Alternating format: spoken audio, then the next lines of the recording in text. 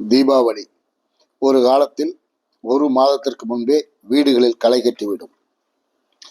அந்த தீப திருநாள் ஏன், எதற்கு, படையல் ஏன், உடைகளுக்கு மஞ்சள் ஏன், இப்படி அர்த்தங்கள் தெரியாமல் அந்த தினம் கழிந்து போகும்.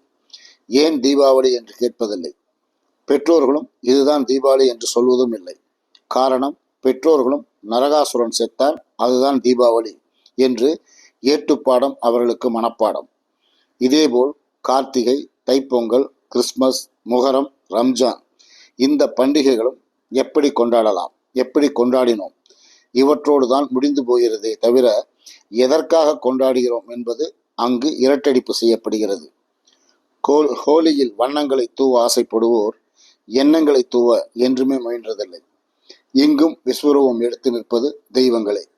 மேலும் சுன்னத் என்ற ஒரு பழக்கம் இஸ்லாமியர்கள் மட்டுமே கடைபிடிப்பதால் அந்த நிகழ்ச்சியின் மருத்துவ ஆரோக்கியம் மறைந்து முஸ்லீமா, மொட்டை பசங்க என்று ஒதுக்கப்பட்ட ஒன்றாகிவிட்டது.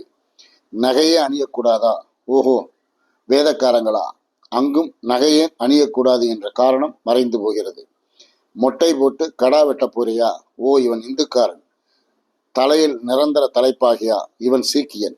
இப்படி பெரியோர்கள் தீர்க்க ஆராய்ந்து கூறிவிட்டு சென்ற மருத்துவ ரீதியான நல்ல பழக்கங்கள் எல்லாம் ஒவ்வொரு மத குட்டையில் விழுந்து அவதிப்படுகிறது, அல்லது மருத்துவ காரணங்களால் மறைக்கப்பட்டு சடங்கு போர்வைக்குள் தஞ்சமடைகிறது. இதற்கெல்லாம் காரணகர்த்தாக்கள் யார்? ஒரு வேடிக்கையான குட்டி கதையோடு முடித்துக் கொள்கிறேன். ஒரு பெரிய ஏரி, ஆழமான அகலமான ஏரி. அக்கறைக்கு செல்வோர் அக்கறையுடன் பரிசில் தான் செல்ல வேண்டும். ஒரு சாஸ்திரங்கள் வேதங்கள் கரைத்து குடித்த ஒரு அந்தனர் பரிசல் மெதுவாக செல்ல பரிசல் ஓட்டியிடம் அந்தனர், ஏண்டா அம்பி, உபநிஷதங்கள் படிச்சிருக்கியா என்க. அவன் இல்லை என்றான். அபிஷ்டு, வாழ்க்கையில் கால்வாசி இழந்து விட்டாய் என்றான். பகவத்கீதை பெரிய புராணம் தெரியுமா என்க.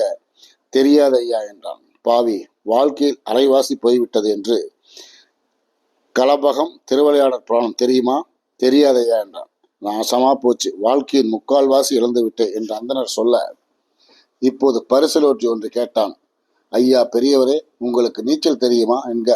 அவரோ, ஏண்டா அம்பி தெரியாதே என்க.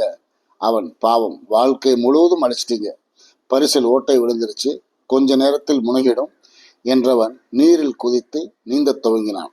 இது சிரிப்பை வரவைத்தாலும் தமிழ்நாட்டு பெரியோர்கள் எந்த அளவில் ஏட்டு வாழ்க்கை வாழ்ந்திருக்கிறார்கள் என்று உள்ளங்கை நெல்லிக்கனியாய் தெரிகிறது.